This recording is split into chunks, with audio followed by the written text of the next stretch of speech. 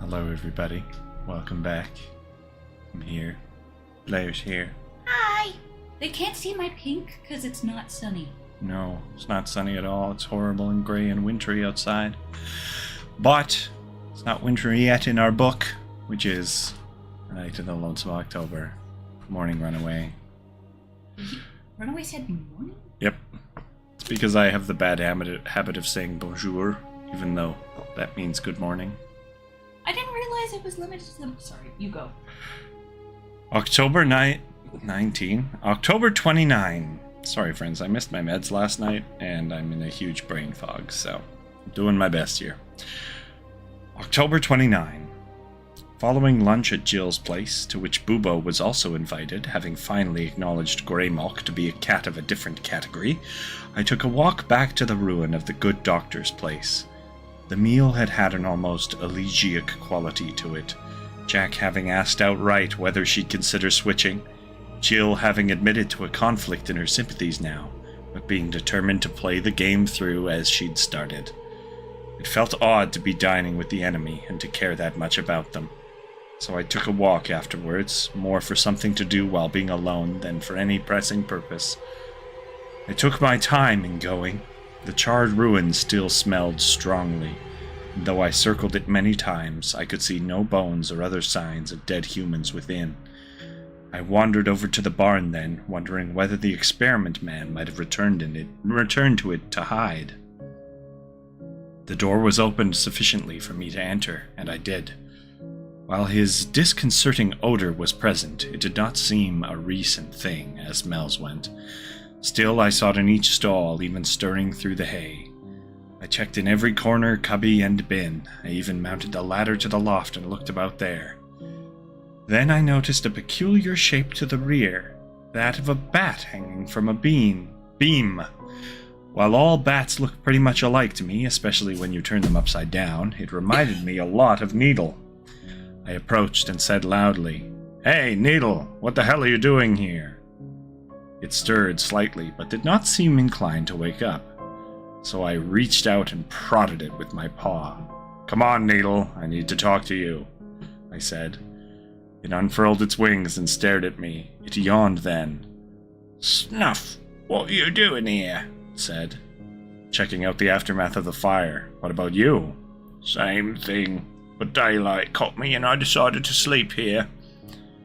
"Does the experiment man still come here?" "I don't know. He hasn't today. I don't know whether the good doctor got away either. How's the game progressing?" Now I've learned that the good doctor was never in it. I've found the point of manifestation, the big hill with the fallen stones. "Really? Now that's interesting. What else is new?" "Rastov and Owen are dead. Quicklime and Cheater went back to the woods." "Yes, I'd heard that." "So it seems someone's killing openers." "Rastov was a closer." "I think Owen talked him into switching." "No, he tried, but he didn't succeed." "How do you know that?" "I used to get into Owen's place through Cheater's attic hole and listen to them talk. I was there the night before Rastov was killed. They were drinking and quoting everybody from Thomas Paine to Nietzsche at each other, but Rastov didn't switch." "Interesting. You sound as if you're still in the game." There came a faint sound from below, just as he said, "Oh, I am." "Get down! Flat!" I threw myself onto my right side. A crossbow bolt passed very near and embedded itself into the wall right above me. I turned my head and saw Vicar Roberts below, near to the door, just lowering the weapon. His face held a nasty smile. If I ran and jumped, I'd be downstairs in a trice. I might also break a leg in the process, though, and then he could finish me easily. The alternative was to climb down the way I'd come up, backing down the ladder. For anatomical reasons, my descent is always slower than my ascent. If I did not do this, however, he could crank the weapon back, seat a bolt, and come up after me. In that case, the odds would be in his favor. At least, he didn't have any armed assistants with him. I thought back quickly, recalling how long it usually took to get such a weapon cocked. There was no choice, and there was no time to wait if I would have any chance at all. I rushed to the head of the ladder, turned, and began my descent. The vicar had already lowered the bow by then and commenced rearming it. I moved as fast as I was able, but as I searched with a hind leg after each wooden crosspiece, my back felt terribly exposed. Should I make it to the floor unpierced, I knew that I would still be at high risk. I hurried. I saw something black flutter by. I heard the final click. I heard the sounds of his fitting the quarrel in place. It was still a good distance down. I descended another step. I imagined him raising the weapon, taking a leisurely sighting at an easy target. I hoped that I was right about the fluttering, about Needle. Another step. I knew that I was right when I heard the vicar utter an oath. I descended one more step. Then I decided I could risk no more. I pushed myself backward, letting myself fall the rest of the way, recalling things Greymalk had said about always landing on her feet, wishing I'd been born with that ability, trying to achieve it this one time anyway. I tried to torque my body in the proper direction, along the long axis, relaxing my legs the while. The bolt passed well above me from the sound I heard of it striking wood, but the man was already cranking the weapon again as I hit the ground. I did land on my feet, but they went out from under me immediately. As I struggled to rise, I saw him finish cocking the thing, now ignoring the black form which darted before him. My left hind leg hurt. I pushed myself upright anyway and turned. He had the quarrel in one hand and was moving to fit it into place. I had to rush him, to try knocking him over before he succeeded and got off another shot. I knew that it was going to be close. And then there was a shadow in the doorway at his back. "Why, Vicar Roberts, whatever are you doing with that archaic weapon?" came the wonderfully controlled falsetto of the great detective in his Linda Enderby guise. The vicar hesitated, then turned. "Madam," he said, "I was about to perform a community service by dispatching a vicious brute, which even now is preparing to attack us." I began wagging my tail immediately, and put on my idiot slobbering hound expression, tongue hanging out and all. "That hardly seems a vicious beast to me," the voice of the lady stated, as the great detective moved in quickly, passing between the vicar and myself to effectively block a shot. "That's just old Snuff. Everybody knows Snuff. Not a mean bone in his body. Good Snuff, good dog." The old hand-on-head business followed, patting. I responded as if it were the greatest invention since free lunch. "Whatever made you think he meant his social?"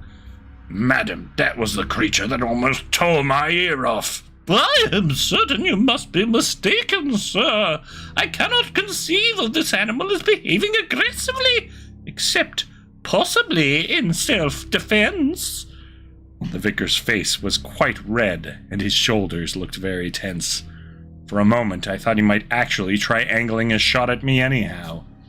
"I really feel," the Linda voice went on, "that if you have any complaints concerning the animal, you ought to take them up with his owner first before embarking on a drastic action that might well draw the attention of the Humane Society and not rest well with the parishioners."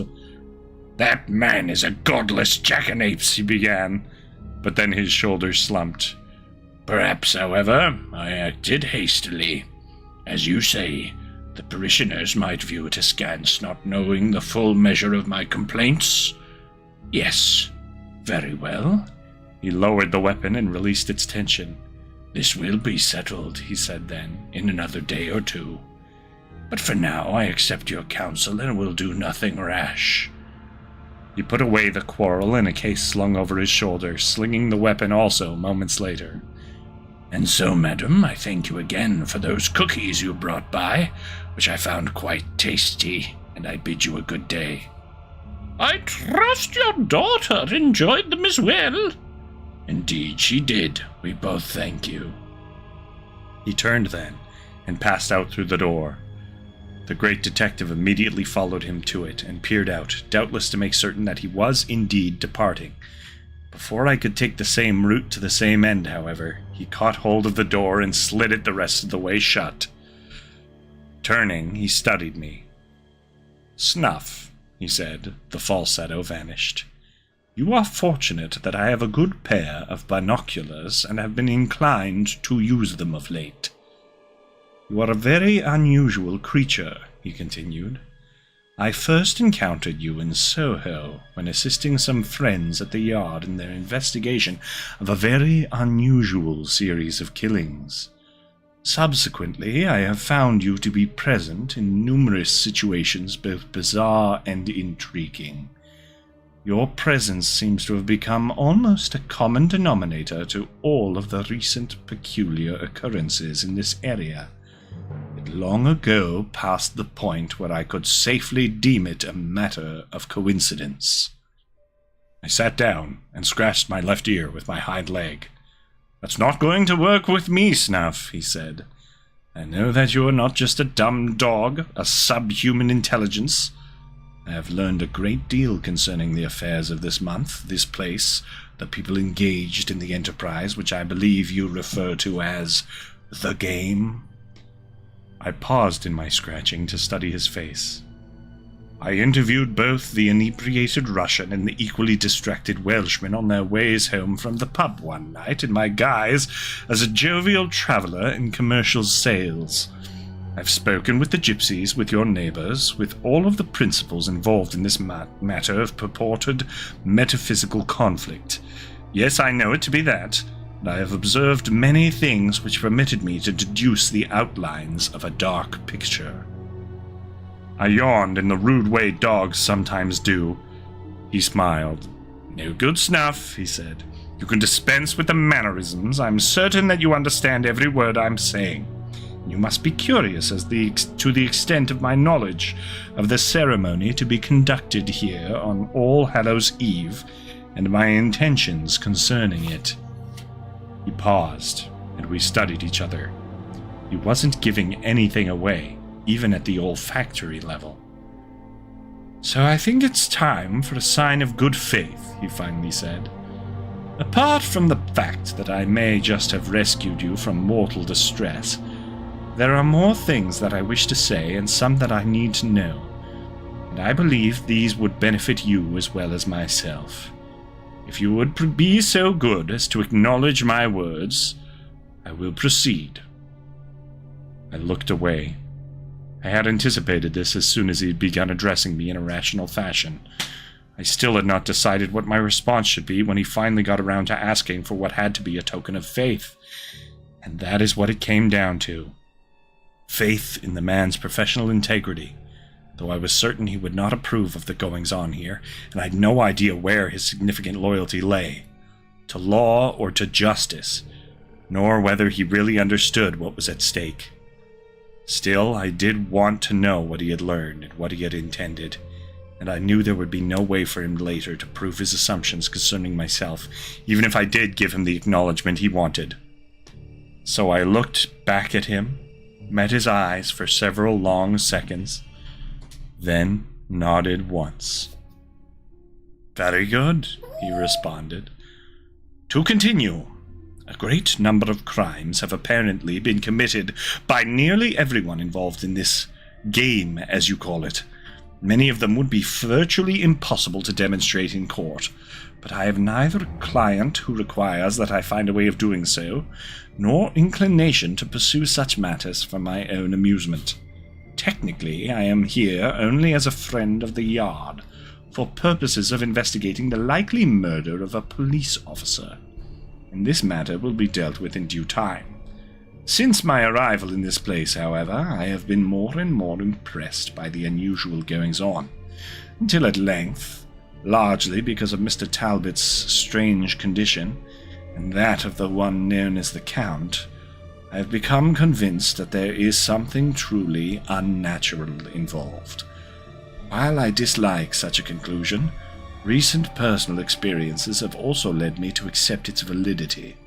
Such being the case, I am moved to interfere with your game 2 years hence." I shook my head slowly from side to side. "Snuff, that rascal who just left is planning to murder his stepdaughter on All Hallows Eve." I nodded. "You countenance this behavior." I shook my head from side to side, then turned and walked away from him to a place where dust lay heavily on the floorboards. With my paw, I made 4 strokes in the dust. LT. He followed me and watched. Then he said slowly, "Lawrence Talbot." I nodded. "He plans to prevent the killing?" I nodded again. "Snuff, I know more about him than he realizes. I have experimented with many sort of drugs myself over the years. I know that his intent is to rescue Lynette on the night of the ceremony, but I do not believe that he has sufficiently refined the dosage which he feels will carry him past the moon madness of his affliction. And whatever the case, Vicar Roberts is aware that there is one of his sort involved, and he has melted down a piece of the rectory silverware to cast a bullet for a pistol he will be carrying with him that night." He paused and studied me. I believed him, but I did not know what to do.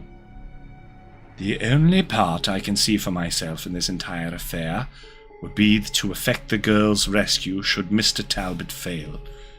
To do this, I require something from you. I must know where the ceremony is to take place. Do you know?" I nodded. "Will you show me?" I nodded again, and I looked towards the door. For a second, his hand twitched toward my head. Then he lowered it and smiled. He moved to the door and slid it open. We stepped outside, where I looked in the direction of Dog's Nest and barked once. Then I began walking. He followed. End of chapter 29. 2 more days to go, folks. So exciting. We'll be back tomorrow in the evening for another night in the Lonesome October. Thank you all for listening. Thank you for being here. And we'll see you again very soon. Love yourselves. Love each other. Stay spooky.